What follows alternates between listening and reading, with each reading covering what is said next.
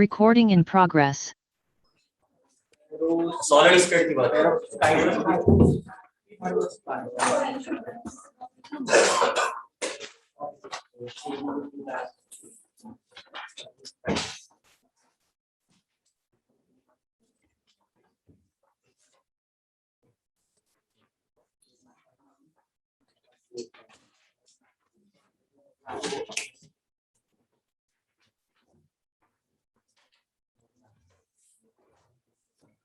हम लोग different type के स्ट्रक्चर देख रहे थे।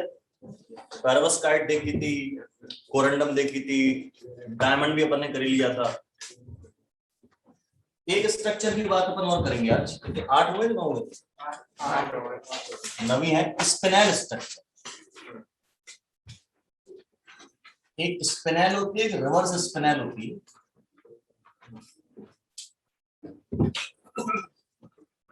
अपन दोनों की बात कर लेंगे।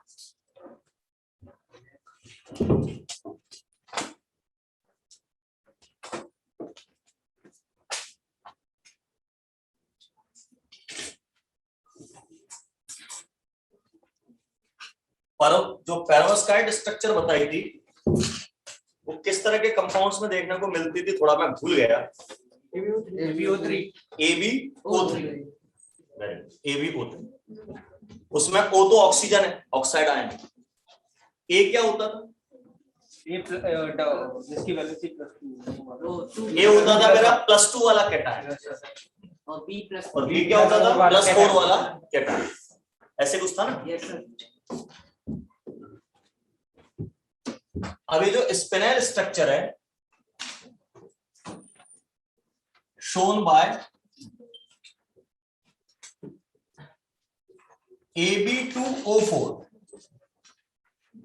Ab2O4 type of compounds. तो पहले तो याद करना है कौन से कंपाउंड शो करते हैं। Ab2O4 इन विच A जो है वो आपका डबल पॉजिटिव आयन होता है और B जो है वो आपका ट्रिपल पॉजिटिव होता है। पेरोवस्काइट में B कैसा था? 4 पॉजिटिव। यहां B कैसा लेना है? 3 पॉजिटिव। ठीक है।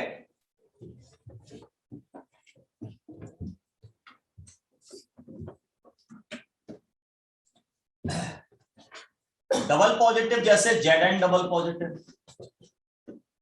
Mg double positive, Ca double positive, ऐसा कोई डबल पॉजिटिव कैटायन होगा A। और B की जगह पे क्या चाहिए? Triple positive. तो वो होगा Al ट्रिपल पॉजिटिव हो सकता है, Fe ट्रिपल पॉजिटिव हो सकता है, Cr ट्रिपल पॉजिटिव हो सकता है। इस तरह का कोई ट्रिपल पॉजिटिव आयन। और वो तो खैर वो है ऑक्सीजन, ऑक्साइड आयन की कोई दिक्कत नहीं। ठीक है ना? जरा चार्ज चेक कर लो यार, कितने ऑक्साइड आयन है? 4 है। Yes sir. एक ऑक्साइड आयन पे -2 चार्ज होता है, 4 पे -1, तो मुझे +4 भी, सॉरी +चार्ज भी 8 चाहिए। होगा क्या? Yes sir. हो रहा है। 2 ट्रिपल पॉजिटिव आयन है, 3 2 6 हो गया, और एक मेरा डबल पॉजिटिव आयन है तो +2 हो गया। ठीक है ना?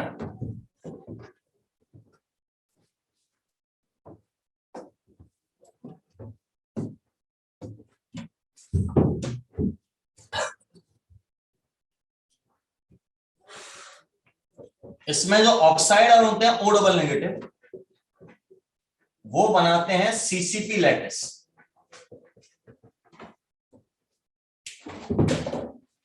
ठीक है।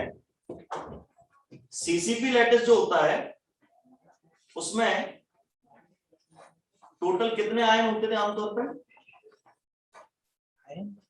4 CCP लैटिस में पार्टिकल, अरे कोई बात है यार, आयन, पार्टिकल, एटम, मॉलिक्यूल सब एक ही बात है।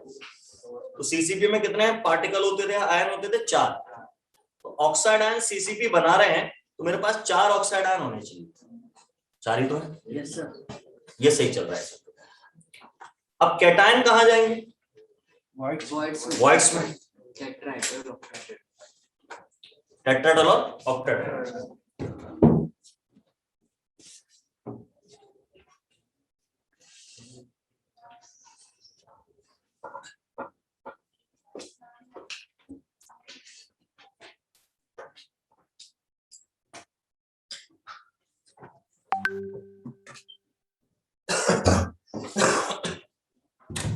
अब इसमें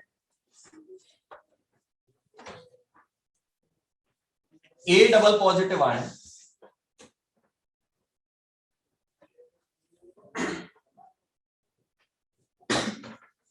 one eighth of the tetrahedral body में जाए, one eighth of the tetrahedral body.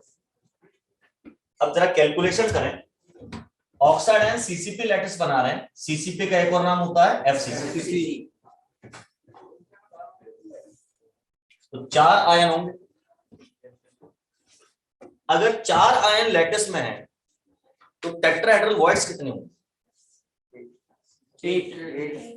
8 कितनी बार बोल चुका, टेट्राहेड्रल नंबर ऑफ पार्टिकल की डबल होती है। तुरंत 100 लोगों के आंसर आने चाहिए, तो एक भी नहीं आता, इधर सोचते रहते क्या बता रहे हैं। तो टेट्राहेड्रल वॉइड कितनी होंगी? 8। पर सारी टेट्राहेड्रल वॉइड में पार्टिकल नहीं जा रहा है, 1/8 में जा रहा है। तो 1/8 इंटू 8 कितना हो जाएगा? 1। यानी मेरे पास ए डबल पॉजिटिव आयन 1 होना चाहिए। क्या 1 ही था? अच्छी बात हो।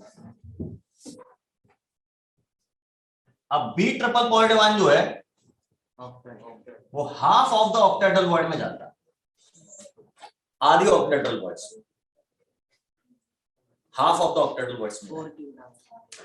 ऑक्टेड्रल वॉइड कितनी होती है? नंबर ऑफ पार्टिकल्स के बराबर। ऑक्टेड्रल वॉइड तो 4 ही होंगी, लेकिन उनके हाफ में जा रहा है, 4 के हाफ में यानी 2, यानी बी ट्रिपल बॉडी मेरे पास 2 होने चाहिए, 2 ही है। सारा कैलकुलेशन अपना सही।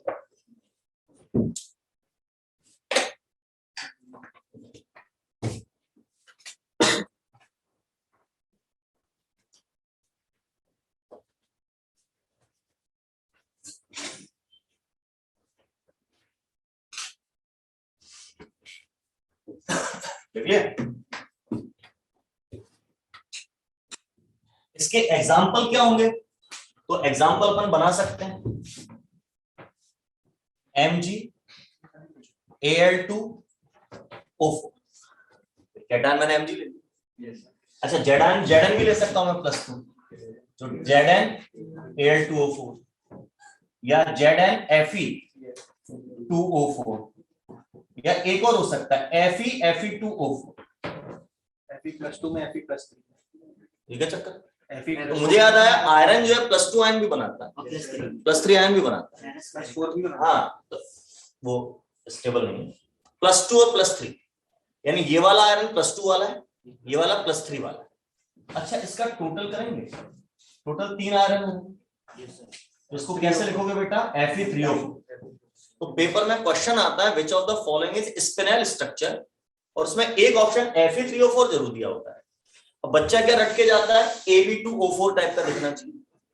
तो Fe3O4 को सबसे पहले एलिमिनेट करता है, जो तो है नहीं ऑप्शन, जब यही ऑप्शन है। ठीक है, तो Fe3O4 को स्पेशली याद करो, ये स्पिनल स्ट्रक्चर शो करता है। लेकिन इसमें 3 Fe नहीं है, मतलब तीनों Fe एक जैसे नहीं, एक +2 वाला है, 2 +3 वाला, 2 +3 ऐसा। ठीक है, अच्छा Fe3O4 को हम ऐसा भी लिखते थे FeO.Fe2O3, फेरस ऑक्साइड और फेरिक ऑक्साइड का मिक्सचर होता है। तो कैसे भी लिख लो, चीज वही। ठीक है ना, ये एग्जांपल्स है।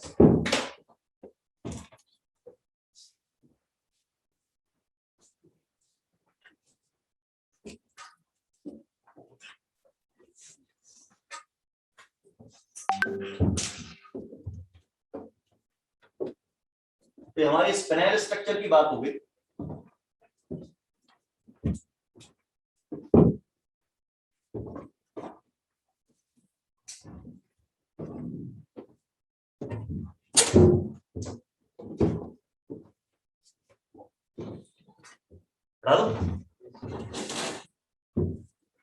एक होती है रिवर्स स्पिनल, तो नाम में क्या लगा? रिवर्स। तो उसमें कैटायंस की जगह बदल जाएगी, जहां डबल पॉजिटिव वाला था वहां ट्रिपल पॉजिटिव वाला पहुंच जाएगा, जहां ट्रिपल पॉजिटिव वाला था वहां डबल पॉजिटिव वाला है। ठीक है, तो उसकी जरूरत नहीं है। जो स्पिनल वाले होते हैं वो ही कभी कभी रिवर्स स्पिनल शो करने लगते हैं डिफरेंट टेम्परेचर प्रेशर की कंडीशन। एग्जाम्पल यही रहेंगे, रिवर्स स्पिनल के भी एग्जाम्पल तो यही रहेंगे ना, ये कभी कभी रिवर्स हो जाता है। कुछ नोट पॉइंट देखें।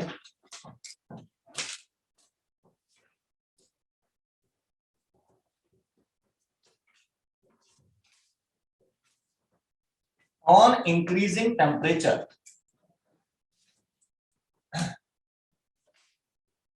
CN समझ गए? Coordination number decreases.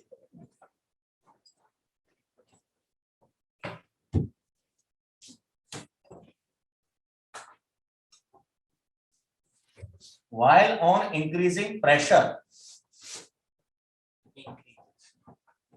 coordination number increases.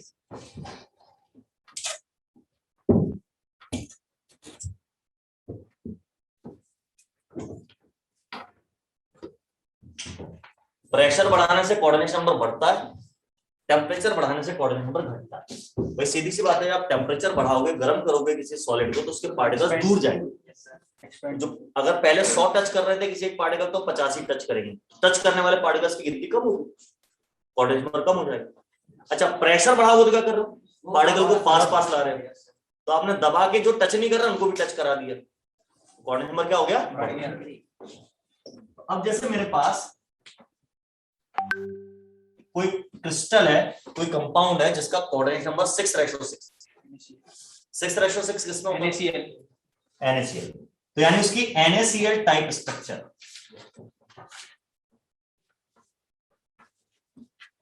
अब अगर मैं उस पर प्रेशर बढ़ा दूं तो उसका कोऑर्डिनेशन नंबर बढ़ के 8:8 हो जाएगा, यानी उसकी स्ट्रक्चर CaCl टाइप हो जाएगा।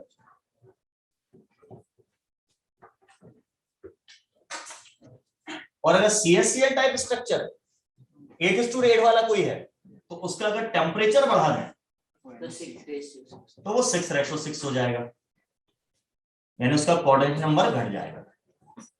ये बात आपको दिमाग में रखनी है, प्रेशर बढ़ाने पे बढ़ता है, टेम्परेचर बढ़ाने पे घटता है coordination.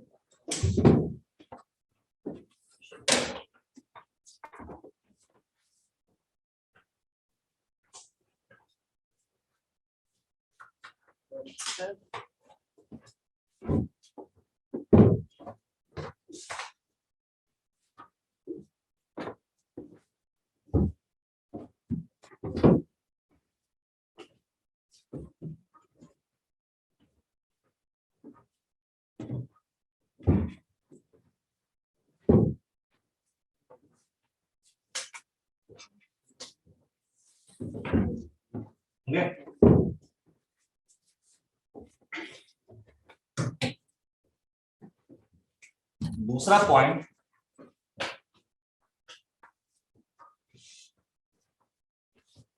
The distance between two layers, two successive layers in HCP और CCP अरेंजमेंट। CCP का एक और नाम FCP। HCP और CCP arrangement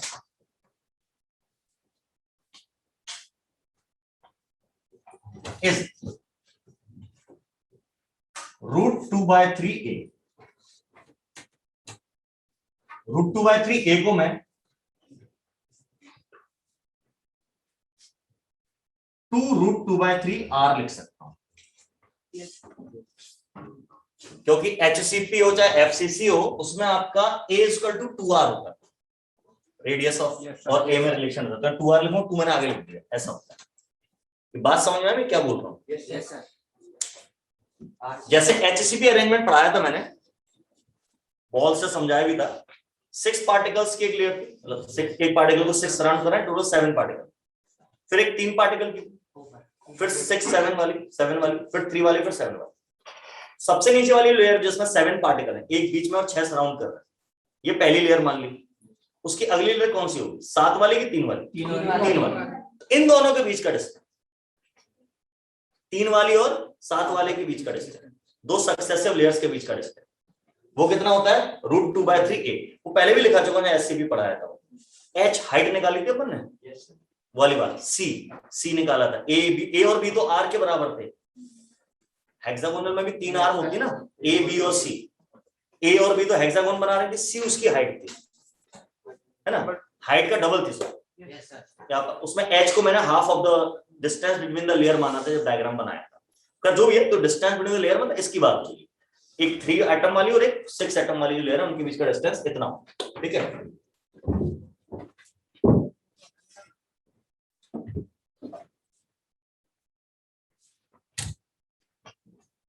If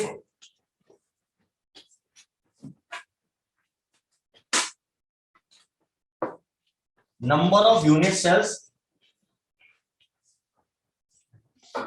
along one edge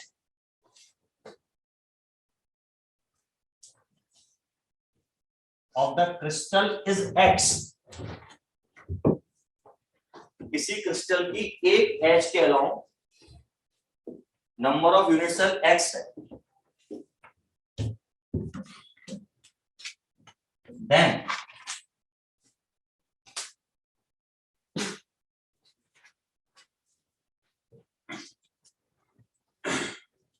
total numbers of unit cells in cubic lattice will be x की power 3 x cube. लिखो फिर समझाता हूं क्या है।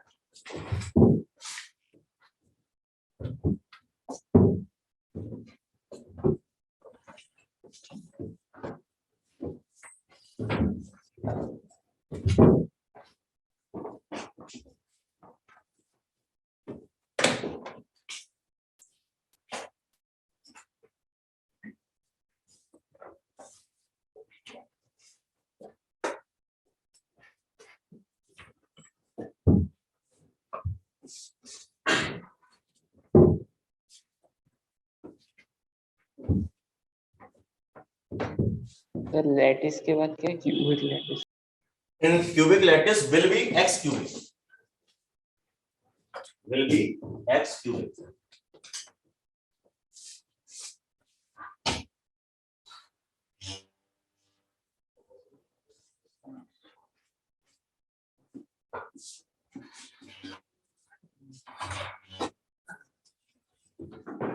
ये लाइन समझ में आई जो मैंने लिखवाई लास्ट वाली?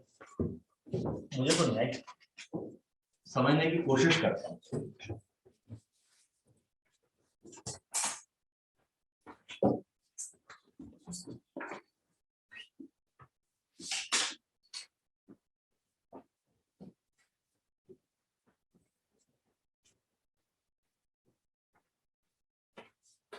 ये जो बोर्ड पे मैंने ड्रॉ किया है, ये एक यूनिट सेल है या पूरा लैटिस है? लैटिस में बहुत सारी यूनिट सेल्स होती है। आप जवाब दोगे हमें क्या पता। हाँ, अभी तो आप जवाब दो हमें क्या पता। अभी आपने ज्यादा एक्सप्लेन नहीं किया, अब मैं इसमें बताता हूं।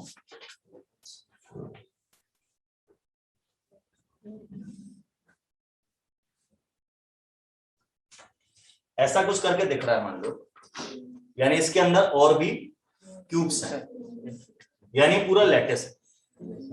अब जो मैंने बताया वो क्या है कि जैसे ये इसकी एक एज है, इस एक एज के अलोंग ये एक क्यूब है, ये दूसरा क्यूब है, तीसरा क्यूब, चौथा क्यूब, पांचवा क्यूब, छठवां क्यूब, सातवां क्यूब, आठवां क्यूब और नवा। यानी इस लाइन के अलोंग, इस एज के अलोंग 1 2 3 4 5 6 7 8 9 क्यूब बने, है ना। वैसे इनके ऊपर भी होंगे, इनके पीछे भी होंगे।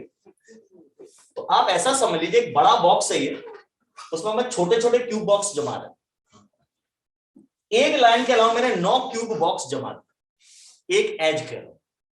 तो क्वेश्चन है कि पूरे डब्बे में, इस पूरे बड़े बॉक्स में कितने क्यूब आप रख पाओ, तो वो उसकी ट्रिक बताइए कि अगर लाइन के अलाउंग 9 है तो 9 का क्यूब, इतने क्यूब टोटल बॉक्स में आए 7 to 9 कितना? 7 to 9 7 to 9। यस सर, खुद 81 बोल रहा था। 9 का स्क्वायर 7 to 9 81, उसमें 9 का मल्टीप्लाई और करना पड़ेगा 7 to 9 7 to 9। तो इस पूरे के अंदर 7 to 9 क्यूब आएंगे। केमिस्ट्री नहीं पढ़ा, गणित पढ़ा। यार इमेजिन करो भाई 9 क्यूब ऐसे हैं, इस एज के अराउंड में 9 होंगे, तो 9 क्यूब की 9 लाइंस बन गई फ्लोर पे फर्स्ट लेयर में, तो 9 क्यूब की 9 लाइंस मतलब 81। अब ऐसे 81 क्यूब की 9 लेयर्स एक के ऊपर एक बनेंगी, 81 इंटू 9 729। बात वही है, यहां फॉर्मूले से बता दिया, आप इमेजिनेशन से भी कर सकते। ठीक है, क्लियर है, बात समझ में आ गई?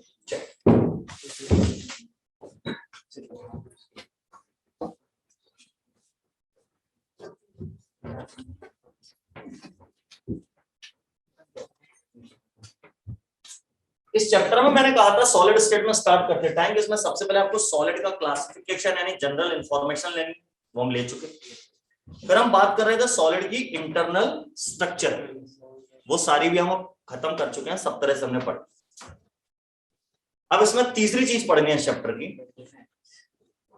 अच्छा, इसमें एक चीज और थी, मैथमेटिकल एस्पेक्ट, गणित के फार्मूले, रेडियस और आर्म में रिलेशन, डेंसिटी का फार्मूला, पैकिंग फ्रैक्शन, वो अपन ने स्ट्रक्चर के साथ साथ ही कर लिया। तो 3 पार्ट खत्म हो गए इस चैप्टर।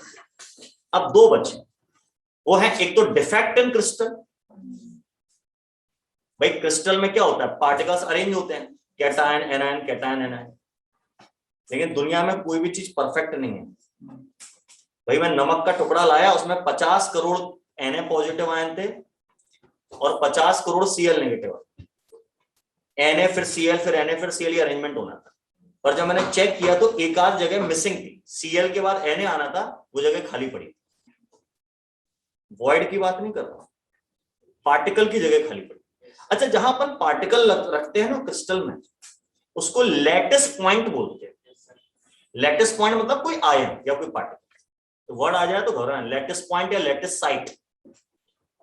जो अपन पार्टिकल बना देते थे क्यूब के कॉर्नर्स पे या फेस सेंटर पे या बॉडी सेंटर पे, वो क्या है, हमारे लैटिस पॉइंट्स, और उनके बीच की खाली जगह क्या है, इंटरस्टिशियल वॉइड। तो कई बार ऐसा होता है क्रिस्टल आप लेकर आते हैं तो उसमें कई सारे लैटिस पॉइंट की जगह पर आयन होते नहीं है, गायब होता है, वहां जगह पर नहीं आ पाता। भाई अपन दीवार बना रहे हैं, दीवार में पता चला एक ईंट लगाना छूट गई, वो जगह खाली रही, मिसिंग हो गई। इस तरह से अक्सर हो जाता है, इसको कहते हैं डिफेक्ट आ गया क्रिस्टल। अच्छा, इसका उल्टा भी हो सकता है, क्रिस्टल में सब कैटायन अपनी जगह है, पर कोई एक्स्ट्रा अतिरिक्त कैटायन वॉइड में जाके घुस गया, ऐसा भी हो सकता है, ये भी एक डिफेक्ट है। तो कुछ आयन कम हो जाए या कुछ एक्स्ट्रा आयन बाहर से आ जाए, ऐसा जब होता है तो हम बोलते हैं क्रिस्टल में क्या आ गया है, डिफेक्ट आ गया। तो क्या होते हैं, कितने टाइप के होते हैं वो देखना। और आखिरी चीज चैप्टर में देखनी है प्रॉपर्टीज ऑफ सॉलिड। सॉलिड्स की इलेक्ट्रिकल प्रॉपर्टीज क्या होती हैं, मैग्नेटिक प्रॉपर्टीज क्या होती हैं, और पैरामैग्नेटिक प्रॉपर्टीज क्या होती है। पैरामैग्नेटिक क्या होता है समझते हैं, व्हाट इज पैरामैग्नेटिक सब्सटेंस? वो इलेक्ट्रॉन पैड इलेक्ट्रॉन्स पर पोलर पैड इलेक्ट्रॉन्स। पैरामैग्नेटिक जो मैग्नेट को अट्रैक्ट करे या मैग्नेट से अट्रैक्ट हो जाए ना, वो अपन मैग्नेटिक प्रॉपर्टीज के अंदर पढ़ लेंगे। तो एक इलेक्ट्रिकल प्रॉपर्टी हो गई, दूसरी मैग्नेटिक, मैग्नेटिक में सब दिखा देंगे, पैरामैग्नेटिक डायमैग्नेटिक सब दिखा देंगे। एक तीसरी तरह की प्रॉपर्टी और पढ़नी पड़ेगी, डाइइलेक्ट्रिक प्रॉपर्टीज। डाइइलेक्ट्रिक, डाइइलेक्ट्रिक किसको कहते हैं, व्हाट इज डाइइलेक्ट्रिक? डाइइलेक्ट्रिक क्या होता है?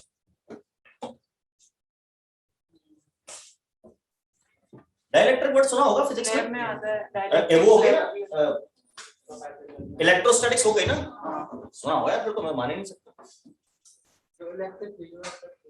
इलेक्ट्रिक फील्ड में अट्रैक्ट हो जाए, डाइइलेक्ट्रिक शब्द नहीं है, बिना शब्दों के समझो, भावनाओं से, इशारों से समझा। तो वो जिसकी कंडक्टिविटी जो नॉर्मल वो होती है उससे ज्यादा होती है डाइइलेक्ट्रिक। नॉर्मल से ज्यादा, नॉर्मल मतलब एयर से ज्यादा। सब वो इंसुलेटर्स वगैरह से मिलकर बना, इंसुलेटर से मिलकर बना हुआ था, जब किसी इलेक्ट्रिक फील्ड में रखते हैं तो उस पर पोलैरिटी जनरेट हो जाती है, एक साइड नेगेटिव आ जाती है, एक साइड पॉजिटिव। इंसुलेटर को जब इलेक्ट्रिक फील्ड में रखते हैं। अच्छा, मतलब हाँ, मीडियम का चेंज आना। यहाँ भाई घर वाले बैठे वाले, डाइइलेक्ट्रिक क्या होता है?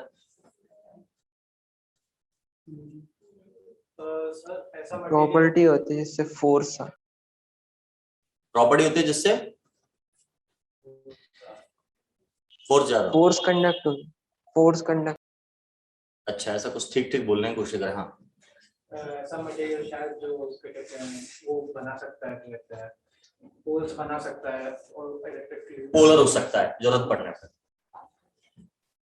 डाइलेक्ट्रिक जब कोई पूछे तो एक वर्ड में जवाब दिया करो सबसे पहले, इंसुलेटर। हाँ, समझ गया था मैं आपकी बात। मैंने कहा ना भावना समझ जाओ भाई। कंडक्टर होता है दुनिया में, कंडक्टर जिससे करंट बहता है, इंसुलेटर जिससे करंट नहीं बहता, और तीसरा सेमी कंडक्टर होता है जो गर्म करने पे करंट पास करता है। तो डाइलेक्ट्रिक वर्ड मतलब इंसुलेटर वाली चीजें जिनसे करंट नहीं बहता, लेकिन उनमें से electric lines of electric force pass हो सकती है। लाइंस ऑफ इलेक्ट्रिक फोर्स पढ़ते हो ना, वो उनमें से गुजर सकते, और जब लाइंस ऑफ इलेक्ट्रिक फोर्स गुजरती हैं तो वो पोलराइज हो सकते हैं, पोलैरिटी उनमें आ सकती है। ऐसा आप बोल रहे थे, प्लस और माइनस टर्मिनल उसमें बन सकते, ऐसी चीजें डाइलेक्ट्रिक कहलाती। तो डाइलेक्ट्रिक से पहला वर्ड आना चाहिए आपके दिमाग में, क्या? इंसुलेटर्स। आप कैपेसिटेंस पढ़ रहे होंगे, कैपेसिटर पढ़ा होगा, उसमें कैपेसिटर पर अपन कागज भर देते हैं। कागज नहीं सर, एक स्लैब भरते हैं। हाँ, मतलब लकड़ी भर देते हैं। और क्या होता था? माइका भी तो भरते हैं, जेली भर दो, और भी कोई चीज। ये सब चीजें क्या हैं? इंसुलेटर। कागज में से करंट थोड़ी बहता है, लकड़ी में से करंट थोड़ी बहता है। तो ऐसी कंडक्टर नहीं भरते, उसमें मेटल नहीं भर सकते, इनफाइनाइट हो जाता है फिर ना, वो वाली चीज। तो ये जो इंसुलेटर भर रहे हैं हमारे कौन है? Dielectric. ये कितनी तरह के हो सकते हैं, क्या प्रॉपर्टीज हो सकती है, ये चीज केमिस्ट्री में, फिजिक्स है बेटा बहुत। ठीक है, चलो पहले अपन आज डिफेक्ट की बात करेंगे।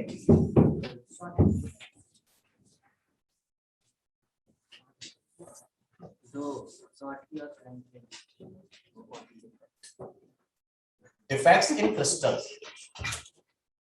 अच्छा, डिफेक्ट्स को हम लोग इम्परफेक्शन भी कहते हैं।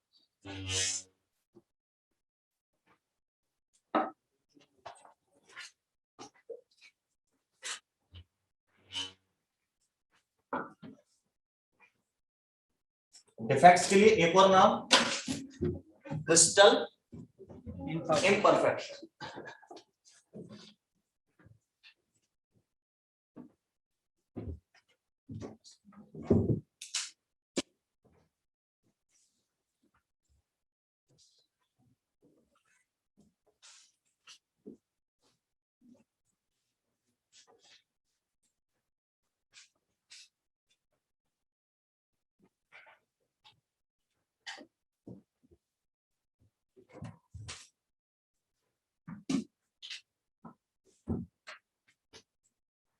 क्रिस्टल इम्परफेक्शन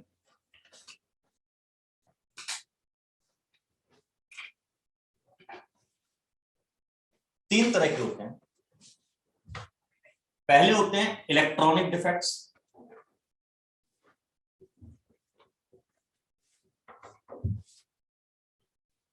दूसरे होते हैं पॉइंट डिफेक्ट्स, तीसरे होते हैं लाइन डिफेक्ट्स।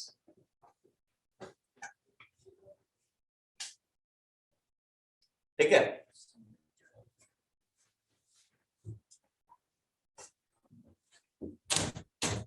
इसमें एक चौथा टाइप में और बढ़ा रहा हूं, उसको अलग से लिखना पड़ता है, impurity defect.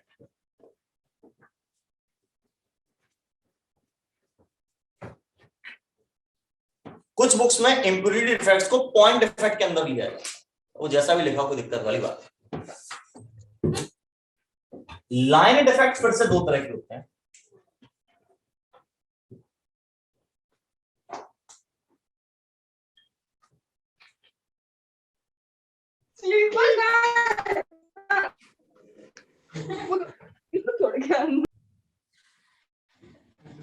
As dislocation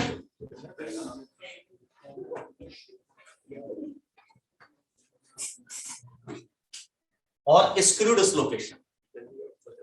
as dislocation और स्क्रू डिसलोकेशन।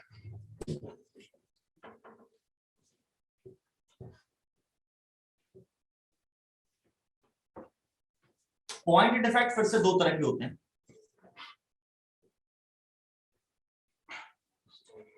स्टोइक्योमेट्रिक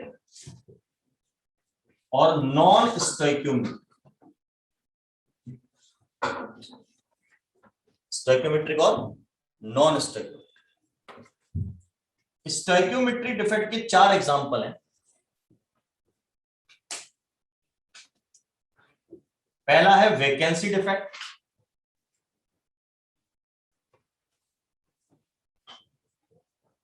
दूसरा है इंटरस्टिशियल डिफेक्ट,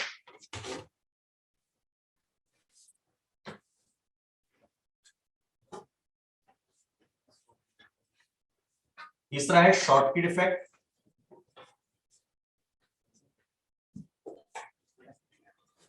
चौथा है फ्रैंकल डिफेक्ट।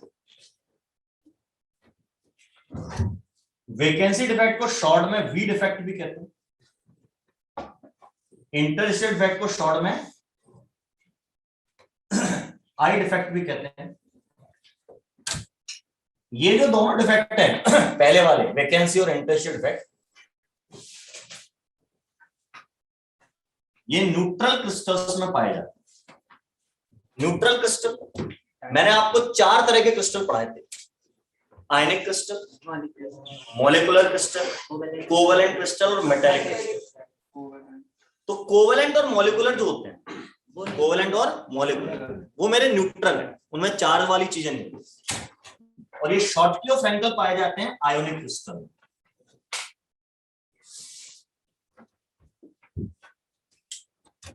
ठीक है,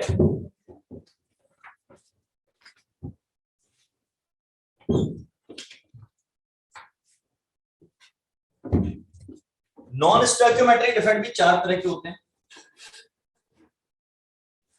पहला होता है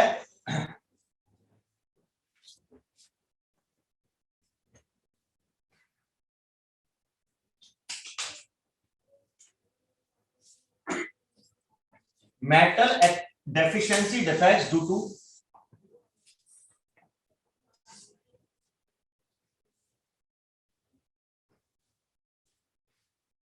कैटायन वैकेंसी, दूसरा है metal deficiency defect due to extra anion,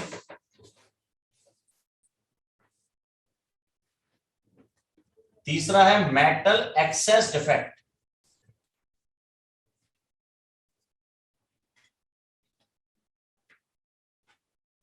due to anion vacancy,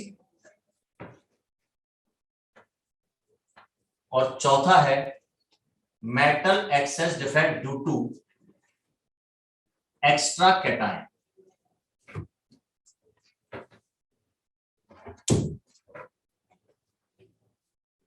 ठीक है, तो ये सब तरह के डिफेक्ट मैंने लिख दिए। पहले तो सबसे पहले पूरा चार्ट याद होना चाहिए आपको ना, आपके शीट में सारे नहीं दिए तो आपको यहाँ से ये नोट्स में से याद करने पड़ेंगे।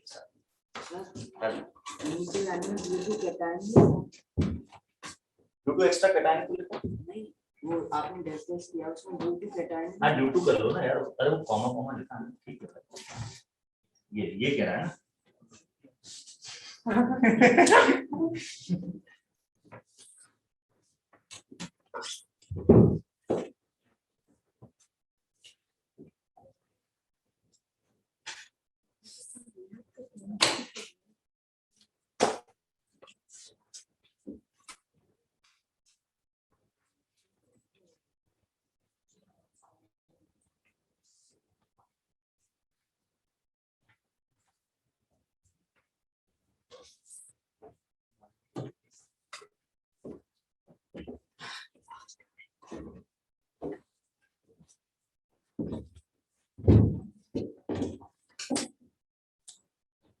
अभी तो सिर्फ नाम लिखा है, एक एक करके अपन सारे डिफेक्ट समझेंगे कैसे क्या होता है।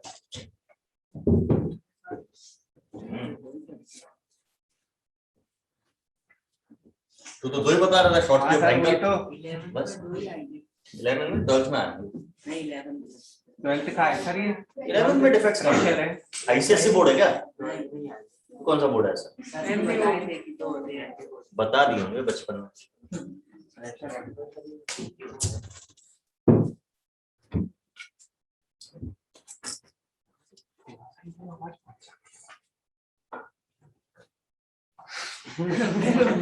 कान बड़े हैं।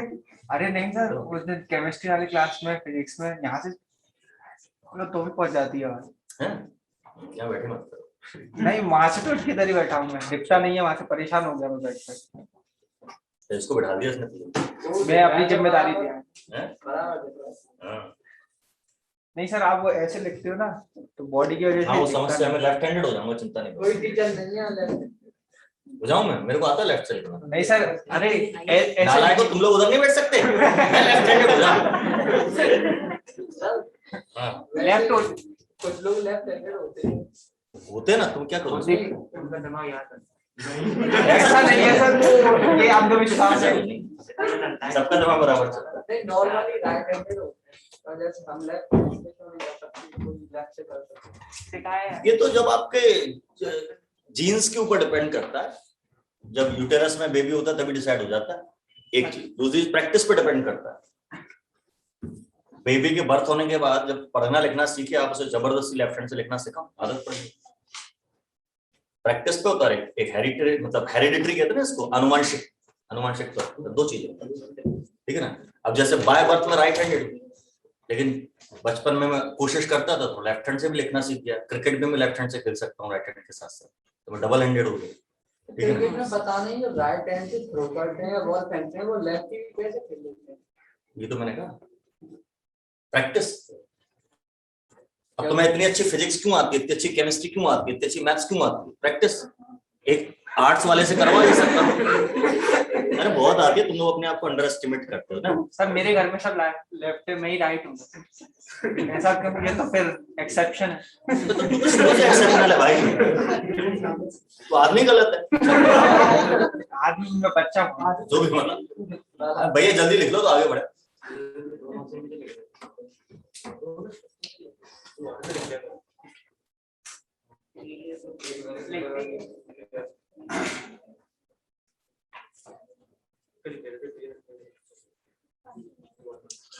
ब्रेन को स्ट्रॉन्ग बनाने की टेक्निक्स होती है इस तरह की, जैसे एक्सरसाइज। जैसे आपका दो हैंड्स हैं, आप एयर में एक हाथ से स्क्वायर बनाओ सामने से, और दूसरे से सर्कल बनाओ एक साथ। नहीं कर नहीं, इसकी प्रैक्टिस करोगे अगर आप, तो आप क्या होता है, हमारा राइट बॉडी लेफ्ट ब्रेन से कंट्रोल होता है, लेफ्ट बॉडी राइट ब्रेन से, तो हमारा कोई एक ब्रेन डोमिनेंट होता है। आप इन एक्सरसाइज करोगे एंड प्रैक्टिस करोगे तो आपके ब्रेन के दोनों साइड आपके एक्टिव होंगे। दोनों एक्टिव होंगे तो आपका दिमाग ज्यादा चलेगा, ठीक है ना।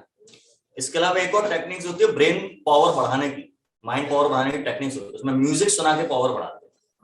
आप लोगों के लिए तो नहीं है, वो 14 से 15 साल के बच्चों के लिए हम लोग करते हैं, ठीक है ना।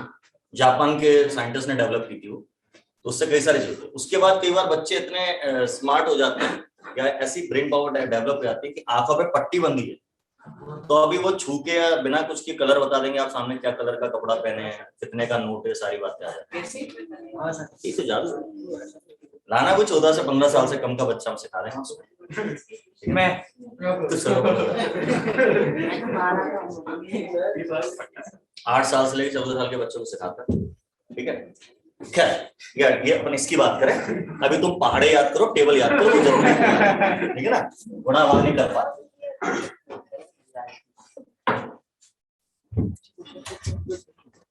सर अच्छे क्वेश्चन से भी तो आईक्यू डेवलप होता है। हाँ, अच्छे क्वेश्चन पर वो तो है।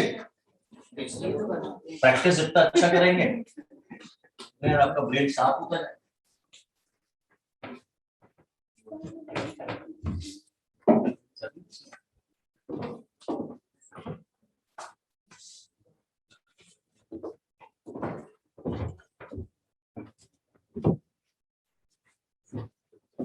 अब इसमें सबसे पहले कौन से डिफेक्ट थे?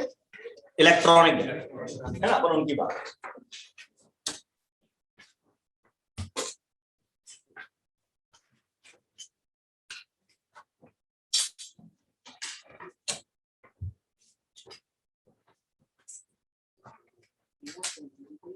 डेवलप्ड बाय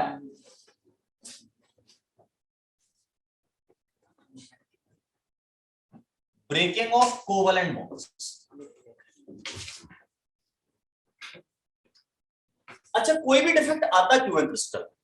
डिफेक्ट आने के पीछे दो ही रीजन है, या तो आपने कोई इम्प्योरिटी मिला दी हो या नेचुरली मिल गई हो गलती से, या दूसरा टेम्परेचर की वजह से।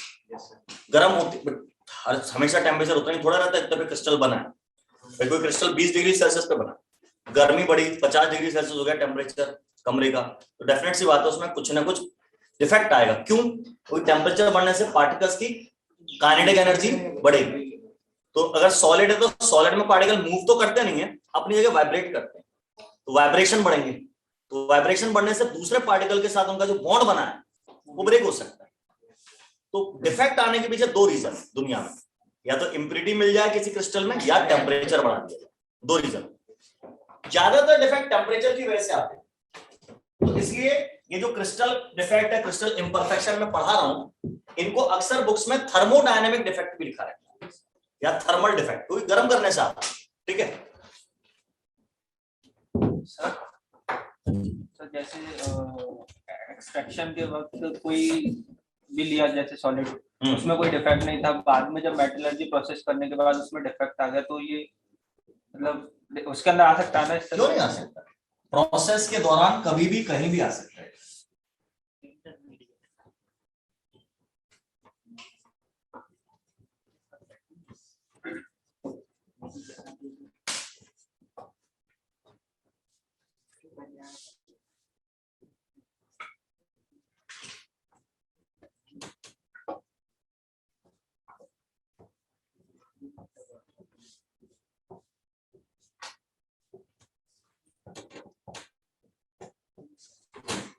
सिलिकॉन पीरियोडिक टेबल में कार्बन के नीचे होता है, कार्बन की वैलेंसी 4 होती है तो सिलिकॉन की वैलेंसी भी 4 है। नॉन मेटल है, कुछ बुक्स में मेटलॉइड लिखा रहता है। ये आपका कोवेलेंट क्रिस्टल बनाता है। कैसा क्रिस्टल बनाता है? कोवेलेंट, डायमंड जैसा। सिलिकॉन से सिलिकॉन जुड़ के एक पूरा नेटवर्क बन गया। कोवेलेंट क्रिस्टल को मैंने नेटवर्क सॉलिड भी नाम दिया। तो ये सिलिकॉन है। अब यहां सिलिकॉन एटम्स के बीच में कोवेलेंट बॉन्ड बना है, यानी ये जो सिलिकॉन है, सिलिकॉन की आउटर मोस्ट शेल में 4 इलेक्ट्रॉन होते हैं। तो इस सिलिकॉन की बात करूं तो इसने अपने 4 में से 1 इलेक्ट्रॉन की शेयरिंग इधर करिए, कोवेलेंट बॉन्ड बनाया, एक की इधर करिए, एक की इधर करिए, एक की इधर करिए। क्या आपको इसमें कोई इलेक्ट्रॉन फ्री दिख रहा है? सिलिकॉन नहीं सर, नहीं। लेकिन गर्म करेंगे तो क्या होगा? कोई एक बॉन्ड ब्रेक हो जाए। अब ये बॉन्ड ब्रेक हो गया, तो इस बॉन्ड में जो 2 इलेक्ट्रॉन थे शेयरिंग के, वो कैसे हो गए? फ्री हो गए। यानी अब इस क्रिस्टल के अंदर आपको फ्री इलेक्ट्रॉन दिखेंगे। तो जब बॉन्ड ब्रेक होने से इलेक्ट्रॉन्स फ्री हो जाए या बाहर से कहीं से कोई इलेक्ट्रॉन वॉइड्स में आ जाए किसी रीजन की वजह से, तो ऐसे केसेस के डिफेक्ट्स को हम क्या नाम देते हैं? Electronic defect. तो इसमें बेटा मुझे इतना ध्यान रखना है कि या तो बॉन्ड ब्रेक होने से इलेक्ट्रॉन्स फ्री हो जाते हैं या बाहर से कोई एक्स्ट्रा इलेक्ट्रॉन बॉडी में आ जाते हैं, तो ऐसा डिफेक्ट क्या कहलाता है? इलेक्ट्रॉनिक। अब सुनो, मुझे याद आ रहा है सिलिकॉन और जर्मेनियम सेमी कंडक्टर। थोड़ी फिजिक्स की बात करें, किसी भी सॉलिड चीज में से करंट बहने के लिए एक बहुत जरूरी चीज है, उसके बिना करंट नहीं बह सकता, उसका नाम है फ्री इलेक्ट्रॉन। लिक्विड्स में से करंट बहने के लिए फ्री इलेक्ट्रॉन नहीं चाहिए, लिक्विड्स में से करंट बहने के लिए आयन चाहिए, कैटायन आयन। अभी अपने इलेक्ट्रोकेमिस्ट्री चैप्टर में हम बात और करेंगे इसकी। लेकिन सॉलिड में से करंट केवल कैसे बहता है? Free electron. किसी भी सॉलिड में फ्री इलेक्ट्रॉन नहीं होते मेटल के अलावा। मेटल्स में होते हैं फ्री इलेक्ट्रॉन, और किसी में नहीं। डायमंड में फ्री इलेक्ट्रॉन नहीं होते, उसकी चारों वैलेंसी ऑक्यूपाइड होती है। सिलिकॉन में भी नहीं होती, जर्मेनियम में भी नहीं होती। तो सिलिकॉन और जर्मेनियम भी इंसुलेटर है कायदे से, ये करंट पास नहीं करते। डायमंड भी नहीं करता। 6वीं क्लास से पढ़ता है डायमंड इंसुलेटर। ग्रेफाइट एक्सेप्शन है, ग्रेफाइट में फ्री इलेक्ट्रॉन होता है। ग्रेफाइट में कार्बन के 4 में से 3 इलेक्ट्रॉन बॉन्ड बनाते हैं, हेक्सागोनल रिंग्स बनाते हैं, चौथा इलेक्ट्रॉन फ्री रहता है। पी ब्लॉक में पढ़ाएंगे आपको उसकी स्ट्रक्चर डायमंड ग्रेफाइट की, 9th 10th में भी थी है ना। तो खैर ग्रेफाइट में फ्री इलेक्ट्रॉन, इसलिए वो इलेक्ट्रिसिटी कंडक्ट करता है, सिलिकॉन नहीं करता। लेकिन अगर सिलिकॉन को गर्म किया जाए तो उसमें कुछ बॉन्ड्स ब्रेक हो जाते हैं, दिखाया मैंने। कुछ बॉन्ड ब्रेक हो जाएंगे तो कुछ फ्री इलेक्ट्रॉन जनरेट हो जाएंगे, और कुछ फ्री इलेक्ट्रॉन जनरेट हो जाएंगे तो थोड़ा थोड़ा करंट पास करने लगेंगे। तो यानी कैसा है, इंसुलेटर नहीं है ये, कंडक्टर भी नहीं है, सेमी कंडक्टर। तो what is the definition of semi conductor? Semi conductor define कर दे। ऐसी चीजें सेमी कंडक्टर कहलाती हैं विच कंडक्ट इलेक्ट्रिसिटी ऑन हीटिंग। जो चीजें नॉर्मली इलेक्ट्रिसिटी कंडक्ट नहीं करती हो, वैसे तो इंसुलेटर है, पर गर्म करने पे इलेक्ट्रिसिटी कंडक्ट करती हो, उनको अपन क्या कहते हैं, सेमी कंडक्टर। या ऑन हीटिंग और ऑन डोपिंग, या तो गर्म करने पे करंट पास करें या डोपिंग करने पे। Now what is doping? Doping मतलब बाहर से कोई इंप्यूरिटी मिला देना, इंप्यूरिटी मिला देने को अपन डोपिंग कहते हैं। फिजिक्स में भी सेमीकंडक्टर नहीं हुआ हुआ है ना, वो तो आखिरी टॉपिक है मॉडर्न फिजिक्स का। चलो मैं पढ़ा दूंगा। तो हीटिंग या डोपिंग करने पे जो चीज करंट पास करने लगती है उसको अपन क्या कहते हैं, सेमी कंडक्टर। और जो हमेशा करंट पास करता है वो कंडक्टर, जो कभी करंट पास नहीं करता वो इंसुलेटर। डायमंड इंसुलेटर है। जैसे डायमंड में भी तो ऐसे 4-4 बॉन्ड होते होंगे, होते हैं, और उसके बॉन्ड गर्म करने पे टूटते नहीं। सिलिकॉन के टूट जाते हैं, जर्मेनियम के टूट जाते हैं, इसलिए दोनों कैसे हैं, semi conductor. Bond energy, bond energy पे और भी चीजों पर डिपेंड कर रहा होगा मामला, तो नहीं टूटते उसके। तो ये तो एक बात मेरे को समझ में आई कि इलेक्ट्रॉनिक डिफेक्ट आने की वजह से, अगर किसी चीज में इलेक्ट्रॉनिक डिफेक्ट आ गया तो उस चीज में कंडक्टेंस बढ़ जाएगी। अगर वो इंसुलेटर है तो सेमीकंडक्टर हो जाएगा, सेमीकंडक्टर तो कंडक्टर हो जाएगा। यानी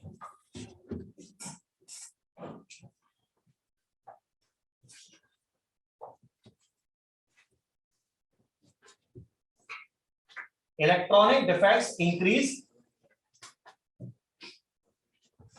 कंडक्टेंस।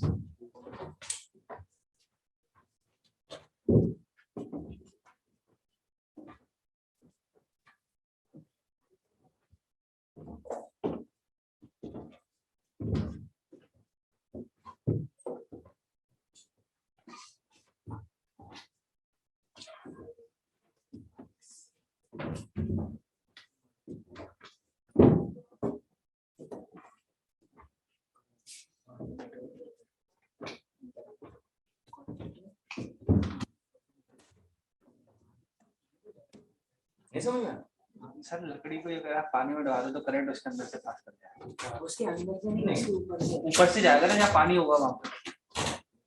पानी अगर प्योर पानी है तो करंट पास नहीं होता। नहीं, इम्प्योरिटी मिला के जो ऊपर से, ये हटा दो।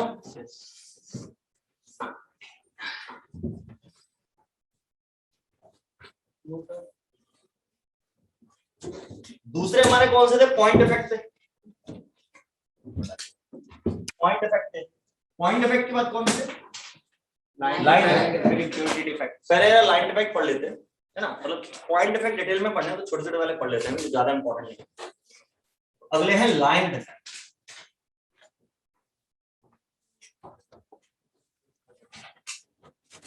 देखो इंग्लिश पे ध्यान दो, जैसे ये कोई क्रिस्टल लैटिस है,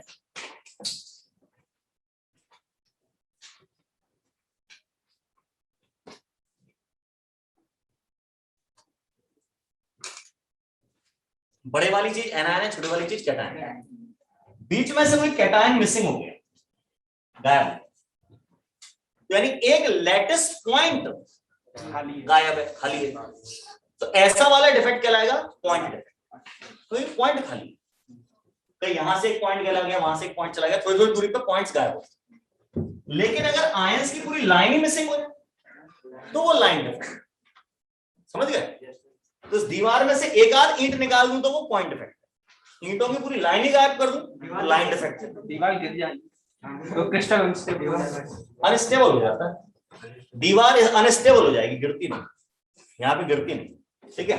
तो line defect when all the particles along one line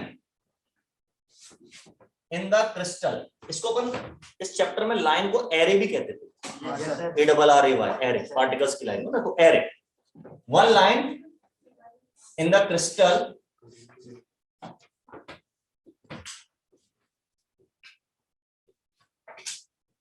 are disappeared,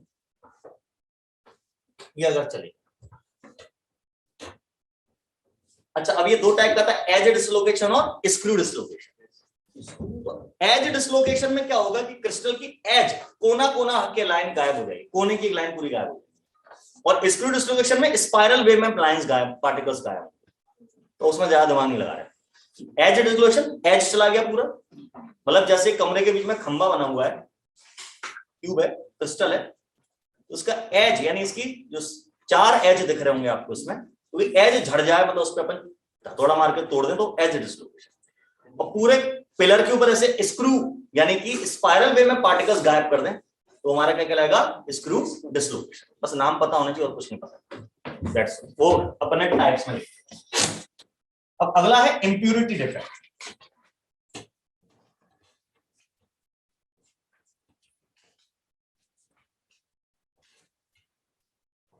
impurity defect को हम लोग डोपिंग भी कहते हैं। This is also called doping.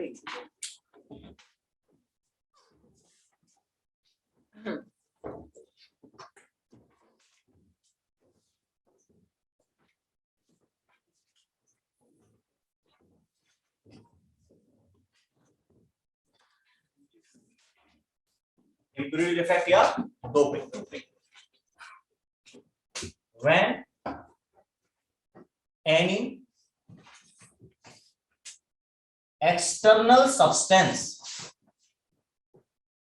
is mixed in the crystal.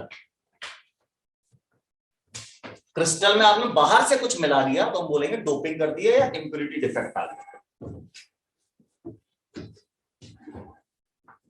अब इसमें दो बातें होती हैं कि आप जो इंप्यूरिटी मिला रहे हैं वो न्यूट्रल क्रिस्टल में मिला रहे हैं या आयनिक में। न्यूट्रल मतलब एटॉमिक मॉलिक्यूलर, ज्यादातर एटॉमिक चलते हैं, मतलब कोवेलेंट वाले, या फिर आयनिक। तो हम पहले कोवेलेंट की डोपिंग देखते हैं। उसमें नंबर 1 है डोपिंग इन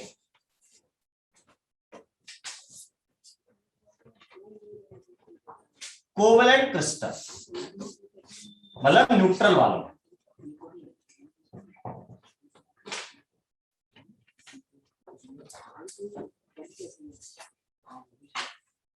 एक में दूसरा डाल दिया तो एक में दो बन के। अरे पानी में शक्कर नहीं घोलते क्या, कैसी बातें कर रहे हो? बट वो तो सॉलिड में है ना, सॉलिड का सॉल्यूशन नहीं बनाता। वाह, चैप्टर अच्छा, खत्म हो गया, पानी में- फालतू की बात है, पानी में डाल के जाते हैं। सब बता। कोवेलेंट क्रिस्टल में डोपिंग का कैसा सिस्टम होता है? जनरली ये की जाती है in silicon and germanium to make semiconductor.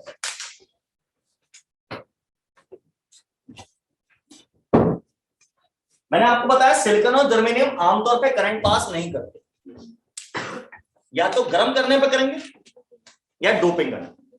गर्म करेंगे तो इलेक्ट्रॉनिक डिफेक्ट आएगा, जो पढ़ा चुका मैं। मान लो मैं गर्म नहीं करना चाहता, सिलिकॉन का वायर है या सिलिकॉन की कोई चिप लगी है कंप्यूटर में, तो कंप्यूटर चलाने से पहले मैं उसको गैस पे रख के गर्म करूं? साहब सिलिकॉन में बॉन्ड टूटे हैं, इलेक्ट्रॉन बने, तब करंट पास। पहले ऐसा होता था भाई साहब। हाँ, रेडियो सुनते हो? रेडियो पुराने जमाने में ऐसे बड़े बड़े रेडियो आते, अपने घर में दादा नाना या पिताजी माताजी को भी शायद पता होगा, उनसे पूछे। जब वो रेडियो ऑन करते थे तो तुरंत आवाज नहीं आती थी, अपने यहाँ तो मोबाइल का बटन दबाए गाने बजने शुरू हो गए, वैसा नहीं होता था। पहले उसके अंदर एक लाइट लगी रहती थी, वो लाइट जब तक ग्रीन ना हो जाए तब तक वो रेडियो बजना शुरू नहीं होता था। इस दौरान क्या हो रहा है कि जो करंट आ रहा है रेडियो में, उससे उसके अंदर लगा सेमीकंडक्टर डिवाइस हीटअप होता है। तो सेमीकंडक्टर डिवाइस हीटअप हो जाती थी, तब उनमें से करंट फ्लो होना शुरू होता था, तब वो रेडियो सिग्नल कैच करना शुरू करते थे जो सेमीकंडक्टर डिवाइस। सेमीकंडक्टर्स को मिलाकर जोड़कर डायोड नामक चीज बनाई जाती है। 2 सेमीकंडक्टर जोड़, 3 जोड़ दो तो ट्रायोड बनता है, ट्रांजिस्टर बनते हैं। ये सब आप फिजिक्स में पढ़ोगे, मॉडर्न फिजिक्स के अंदर, ठीक है ना? क्या तो पहले वहां गर्म होने का इंतजार किया जाता था कि पहले वो सेमीकंडक्टर गर्म हो जाए तब वो काम शुरू होगा, करंट पास होगा। अब आजकल तो ऐसा नहीं होता। तो आजकल नया तरीका ढूंढ लिया कि सेमीकंडक्टर में कोई इंप्यूरिटी मिला देते हैं। इंप्यूरिटी मिलाने के पीछे उद्देश्य क्या है? फ्री इलेक्ट्रॉन मिल जाए। तो मैं फ्री इलेक्ट्रॉन या तो गर्म करके जनरेट कर सकता हूं या बाहर से कोई इंप्यूरिटी मिला के जनरेट कर सकता हूं। तो आपकी जानकारी के लिए थोड़ा सा मैं फिजिक्स पे जा रहा हूं, केमिस्ट्री छोड़ के। हाँ जी, सेमीकंडक्टर की वो जगह कंडक्टर ही लगा देंगे तो कंडक्टर से ऐसी चीज नहीं बन पाती या नहीं बना पाए साइंटिस्ट लोग अभी तक जो रेडियो सिग्नल को कैच कर। ठीक है, हर चीज का कोई सिस्टम है ना। तो रेडियो सिग्नल क्या है? रेडियो सिग्नल इलेक्ट्रिक सिग्नल थोड़ी है। रेडियो सिग्नल है लाइट, रोशनी, इलेक्ट्रोमैग्नेटिक वेव है। उसको कैच करने वाला कुछ चाहिए ना, वो सेमीकंडक्टर ही कर पाते, उनसे बनी डिवाइसेस ही कर पाते। ठीक है, बाकी तुम लोग आईआईटी में जाके कुछ ऐसा कर लो तो मजा आ जाएगा। ठीक है, सेमीकंडक्टर दो तरह के होते हैं। एक कहलाते हैं इंट्रिंसिक या pure semiconductor, like silicon and germanium. Pure silicon, pure germanium. तो ये करंट कब पास करेंगे या सेमीकंडक्टर की तरह कब बिहेव करेंगे? ऑन हीटिंग, बिना गर्म के थोड़े करंट पास करते हैं। दूसरे होते हैं एक्सट्रिंसिक सेमीकंडक्टर, या जिन्हें आप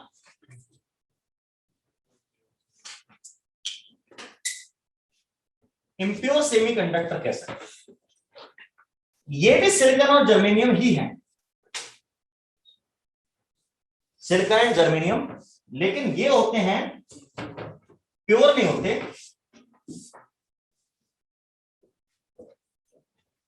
doped with impurity, doped with impurity। अब जो एक्सट्रिंसिक या एक्सटर्नल सेमीकंडक्टर हैं, ये फिर से दो तरह के, एक कहलाते हैं P type semiconductor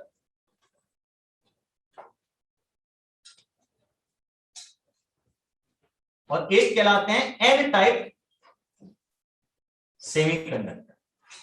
capital P capital N भी लिख सकते हैं, एक ही बात। पी टाइप और एन टाइप दो तरह के सेमीकंडक्टर होते हैं एक्सटर्नल। मतलब टोटल में आगे तीन तरह के हो गए, पहला इंट्रिंसिक और दो एक्सट्रिंसिक, पी टाइप एक्सट्रिंसिक और एन टाइप एक्सट्रिंसिक। पी से मतलब है पॉजिटिव, एन से मतलब है नेगेटिव।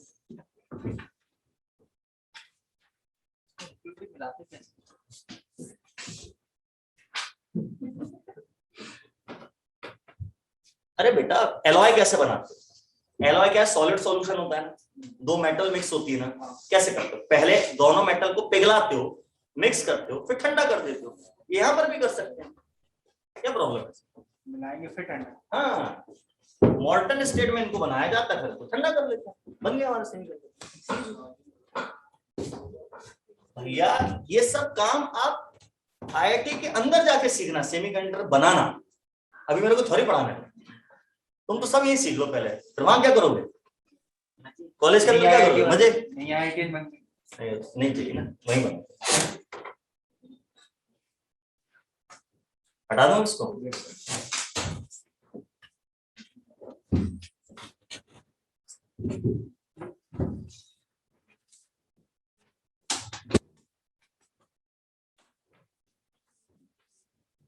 प्योर वाला सेमीकंडक्टर कैसे जनरेट करोगे? गर्म करके। और इम्प्योर वाला कैसे? डोपिंग। दो टाइप का, पी टाइप और एन टाइप। अब ये पी टाइप एन टाइप कैसे बने?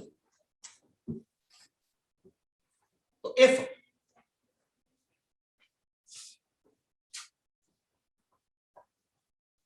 a crystal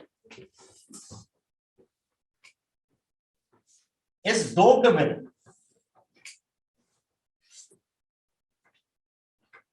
element of higher valency than n type semiconductor is obtained. अगर आप किसी एलिमेंट में उससे ज्यादा वैलेंसी वाले एलिमेंट की इंप्यूरिटी मिलाते हैं, डोपिंग करते हैं, तो जो सेमीकंडक्टर बनता है वो कैसा होता है? N. Example, silicon is doped with. अगर मुझे सिलिकॉन को या जर्मेनियम को, जर्मेनियम की वैलेंसी भी 4 होती है बेटा, सिलिकॉन के नीचे होता है पीरियोडिक टेबल में, कार्बन, सिलिकॉन, जर्मेनियम, टिन और लेड, 5 एलिमेंट लाइन से के नीचे होते हैं, ठीक है ना। तो अगर मुझे सिलिकॉन को एन टाइप सेमीकंडक्टर में बदलना है तो उसमें कोई ऐसी इंप्यूरिटी मिलानी पड़ेगी जिसकी वैलेंसी सिलिकॉन से ज्यादा हो। सिलिकॉन की वैलेंसी कितनी होती है? 4। तो मुझे इसमें ऐसी इंप्यूरिटी मिलानी पड़ेगी जिसकी वैलेंसी 4 से ज्यादा, 5 हो या 6।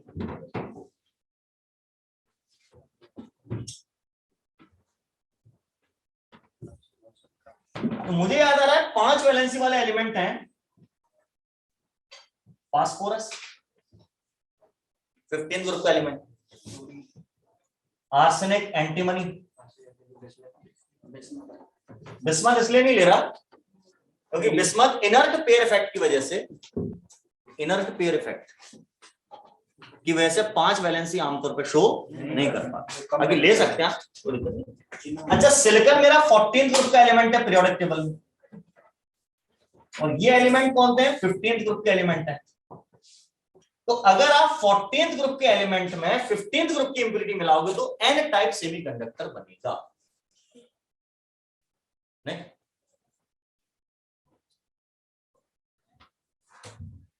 एन टाइप सेमीकंडक्टर आपका बनेगा। सर कैसे? ये रहा सिलिकॉन,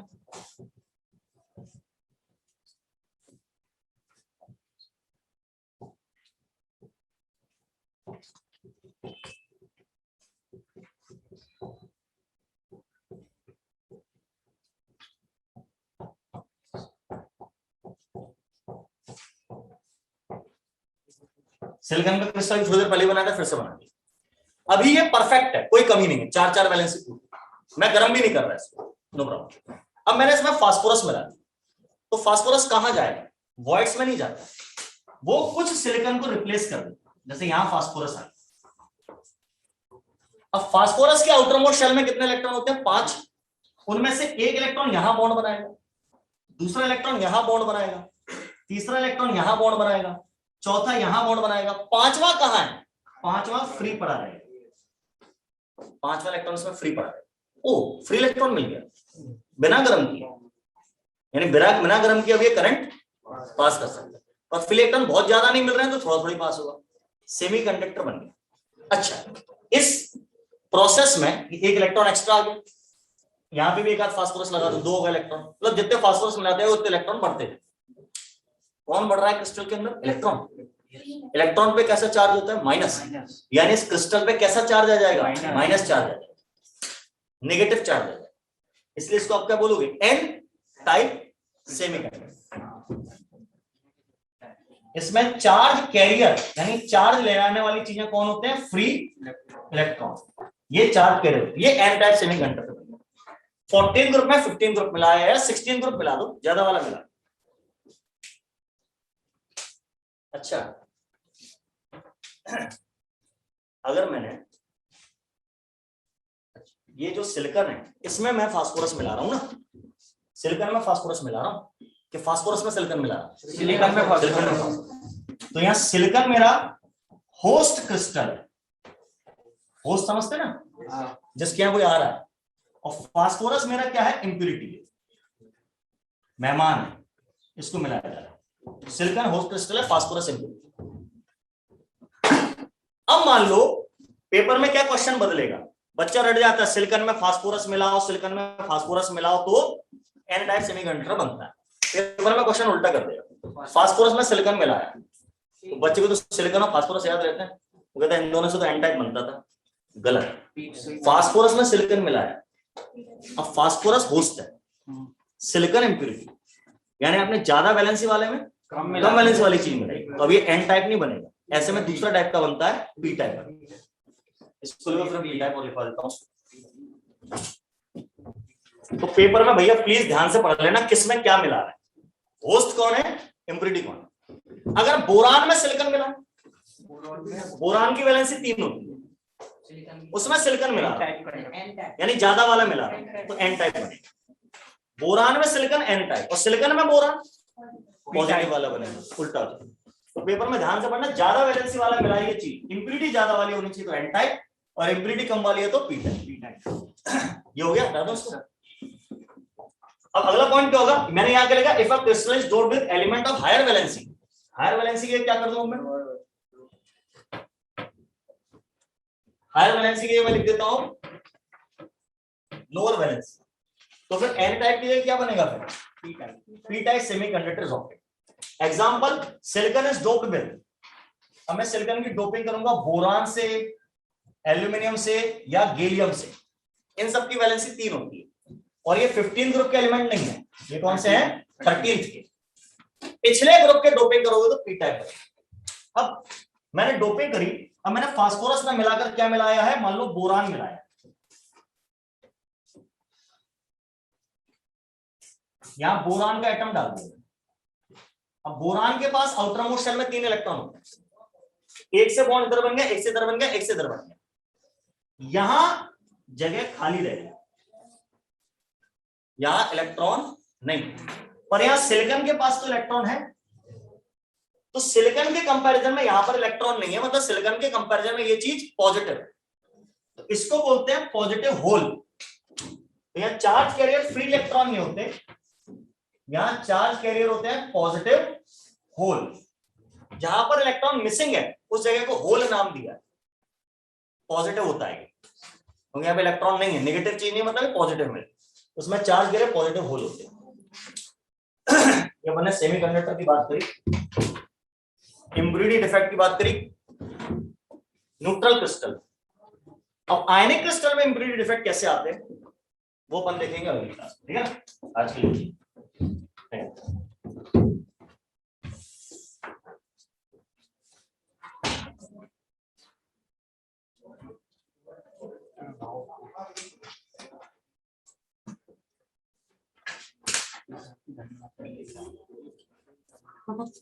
नहीं मेरे को